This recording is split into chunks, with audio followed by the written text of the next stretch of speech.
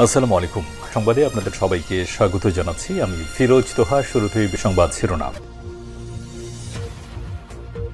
জানিয়ে দেব এই মুহূর্তে হাতে পাওয়া সর্বশেষ গুরুত্বপূর্ণ আপডেট বাংলা সংবাদ। শুরুতেই থাকছে লুটের অর্থের ভাগ পেতেন শেখ হাসিনার বোন শেখ রেহানা এবং শেখ হাসিনার ছেলে সজীব ওয়াজেদ জয়। রিমান্ডে এমন চাঞ্চল্যকর দাবি করেছেন সালমান এফ রহমান। নতুন নতুন প্রকল্প বের করার তাগিদ দিতেন সাবেক প্রধানমন্ত্রী শেখ হাসিনার পরিবারের সদস্যরা, কারণ নতুন প্রকল্প মানেই বড় অঙ্কের কমিশন। এর সবকিছুই জানতেন শেখ হাসিনা, তবে তিনি সবকিছু জেনেও কখনো মানা করেননি।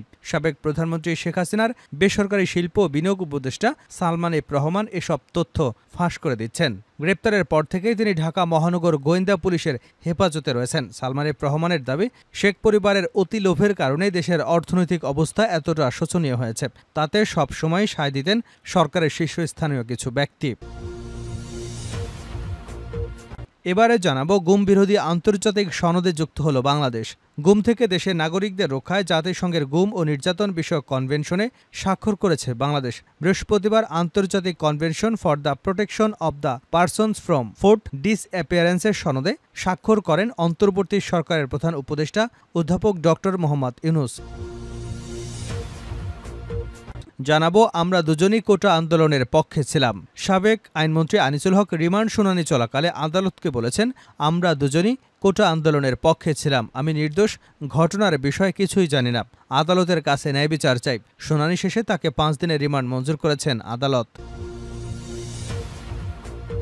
এদিকে রাশিয়ার রাষ্ট্রদূতের সঙ্গে কি কথা হলো বিএনপির মহাসচিব মির্জা ফখরুল ইসলাম আলমগীর সঙ্গে সাক্ষাৎ করেছেন ঢাকায় রাশিয়ার রাষ্ট্রদূত আলেকজান্ডার ভিকেন্তিয়েভিচ মন্টিটস্কি। বৃহস্পতিবার সকালে গুলশানে চেয়ারপারসনের কার্যালয়ে এ সাক্ষাৎ হয়।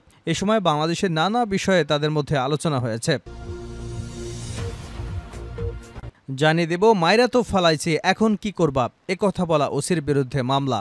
কোটা সংস্কারের দাবিতে বৈষম্যবিরোধী ছাত্র আন্দোলনে নির্বিচারে গুলিবর্ষণ করার অভিযোগ রয়েছে পল্লবী থানার সাবেক ভারপ্রাপ্ত কর্মকর্তা অপূর্ব হাসানের বিরুদ্ধে। সে সময় আন্দোলনকারীদের দমাতে অনেকটা হুমকির স্বরে তাকে বলতে দেখা যায়, মাইরা তো ফেলছি, এখন কি করবা।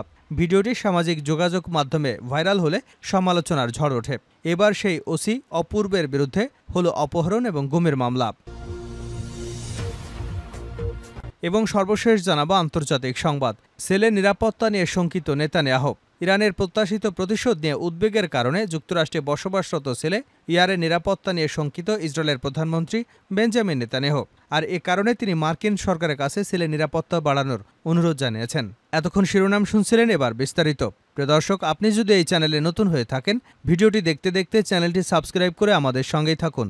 আর এই ভিডিও সম্পর্কে আপনি আপনার মূল্যবান মতামতটি কমেন্ট বক্সে জানিয়ে দিন। আর হ্যাঁ প্রিয় দর্শক, জানিয়ে দিন ভিডিওটি কোথা থেকে দেখছেন।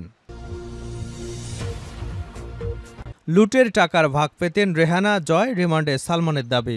নতুন নতুন প্রকল্প বের করা তাগাদা দিতেন সাবেক প্রধানমন্ত্রী শেখ হাসিনার পরিবারের সদস্যরা, কারণ নতুন প্রকল্প মানেই বড় অঙ্কের কমিশন। এর সবকিছুই জানতেন শেখ হাসিনা, তবে তিনি এতে কখনো না করেননি। সাবেক প্রধানমন্ত্রী শেখ হাসিনার বেসরকারি শিল্প ও বিনিয়োগ বিষয়ক উপদেষ্টা সালমান এফ রহমান এসব তথ্য জানিয়েছেন বলে তদন্ত সংশ্লিষ্ট সূত্র জানিয়েছে। গ্রেপ্তারের পর থেকেই তিনি ঢাকা মহানগর গোয়েন্দা পুলিশের হেফাজতে রয়েছেন।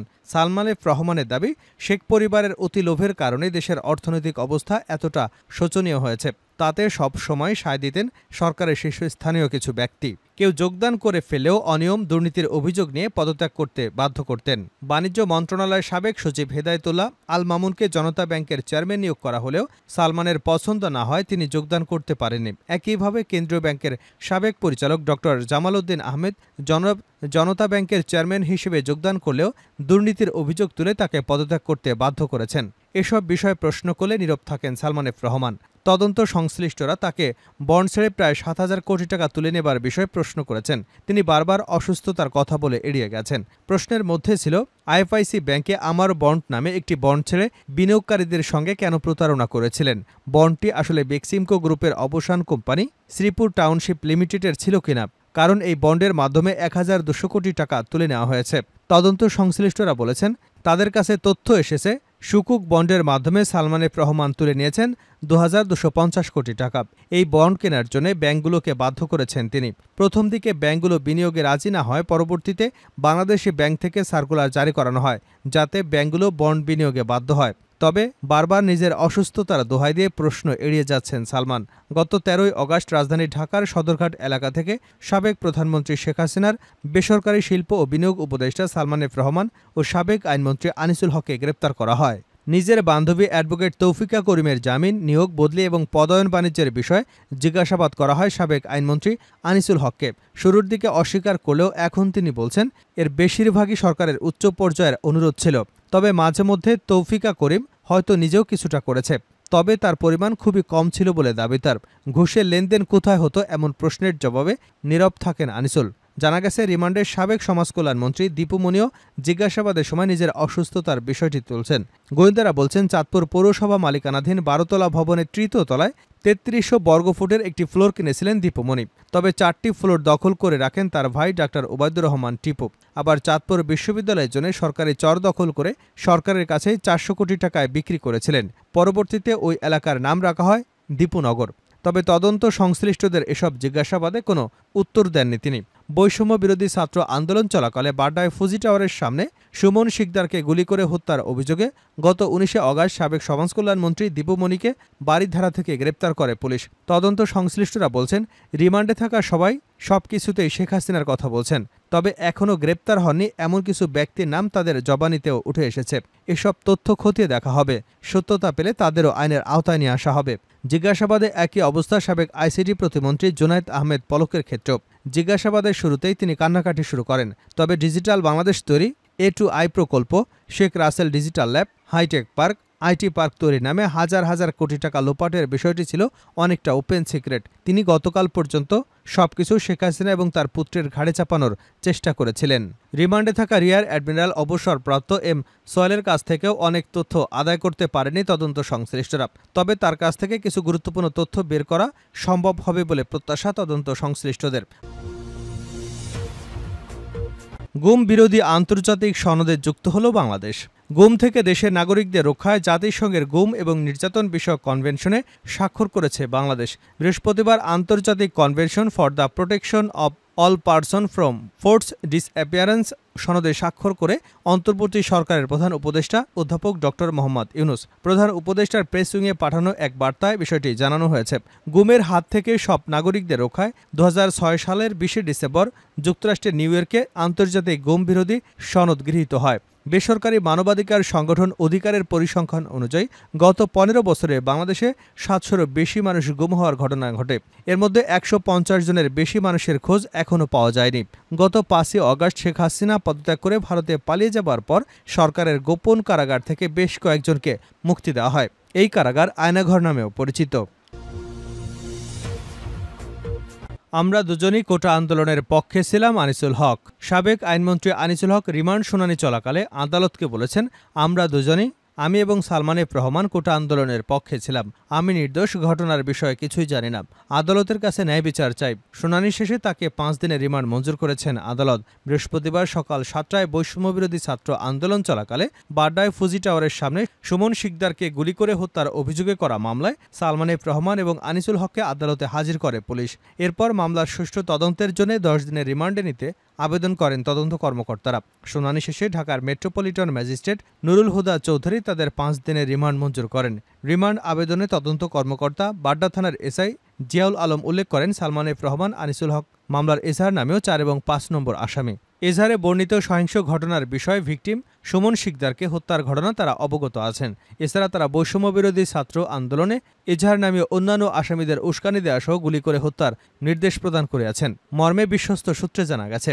এর আগে গত ১৩ই আগস্ট গোপন তথ্যের ভিত্তিতে নৌপথে পলায়নরত অবস্থায় রাজধানীর সদরঘাট এলাকা থেকে সালমান এফ রহমান এবং আনিসুল হককে গ্রেপ্তার করা হয়। রাশিয়ার রাষ্ট্রদূতের সঙ্গে কি কথা হলো বিএনপির?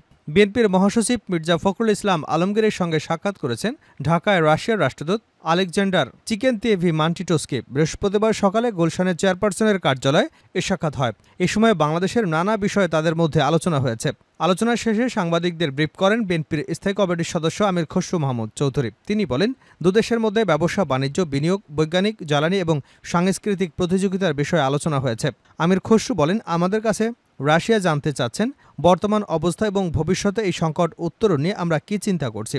আমাদের তরফ থেকে পরিষ্কার বলা হয়েছে যে বিএনপি সবার সঙ্গে সম্পর্কে বিশ্বাসী। কোনো বিশেষ দেশ বা আলাদাভাবে আমরা কাউকে দেখি না। সকল দেশের সঙ্গে সম্পর্ক থাকবে এবং বাংলাদেশের মানুষের সঙ্গে রাশিয়ার মানুষের সম্পর্ক থাকবে।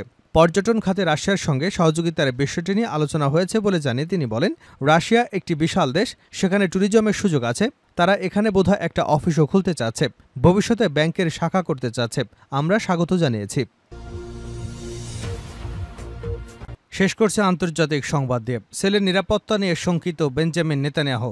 ইরানের প্রত্যাশিত প্রতিশোধ নিয়ে উদ্বেগের কারণে যুক্তরাষ্ট্রে বসবাসরত ছেলে ইয়ারের নিরাপত্তা নিয়ে শঙ্কিত ইসরায়েলের প্রধানমন্ত্রী বেঞ্জামিন নেতানিয়াহু। আর এ কারণে তিনি মার্কিন সরকারের কাছে ছেলের নিরাপত্তা বাড়ানোর অনুরোধ জানিয়েছেন। ইসরায়েলি সংবাদ মাধ্যম ওয়ালার বরাদ্দে বুধবার আল মাদিন এ তথ্য জানিয়েছে। ওয়ালা জানিয়েছে ৩৩ বছর বয়সী ইয়াই নেতানিয়াহুর ২০২৩ সালের এপ্রিল থেকে ফ্লোরিডায় মিয়ামিতে বসবাস করছেন। সেখানে তাকে ইসরায়েলি সরকারের অভ্যন্তরীণ নিরাপত্তা পরিষেবা সিনবেদ সুরক্ষা দিয়ে থাকে এবং এজন্য প্রতি বছরে $৬,৮০,০০০ মার্কিন ডলার খরচ করতে হয়। নেতানিয়াহুর ঘনিষ্ঠ সূত্রের বরাদ্দে ওয়ালা জানিয়েছে, ইসরায়েলি প্রধানমন্ত্রীর কার্যালয় মহাপরিচালক ইওসি শেলি সম্প্রতি নেতানিয়াহুর অনুরোধে ইয়ারের নিরাপত্তা স্তর পর্যালোচনা করার জন্য সিনবেতের ব্যক্তিগত নিরাপত্তা বিষয়ক উপদেষ্টা কমিটির কাছে যোগাযোগ করেছিল। তাদের অনুমান, ইরানের প্রতিশোধের অংশ হিসেবে বিদেশে থাকা ইসরায়েলি নেতৃত্বের পরিবার পরিজন এবং সম্পদ লক্ষ্যবস্তু হতে পারে। এ নিয়ে সিনবেতের উপদেষ্টা কমিটি ইয়াইরের নিরাপত্তা বৃদ্ধির ন্যায্যতা প্রমাণের জন্য গোয়েন্দা তথ্যের জন্য অনুরোধ করা হয়েছিল।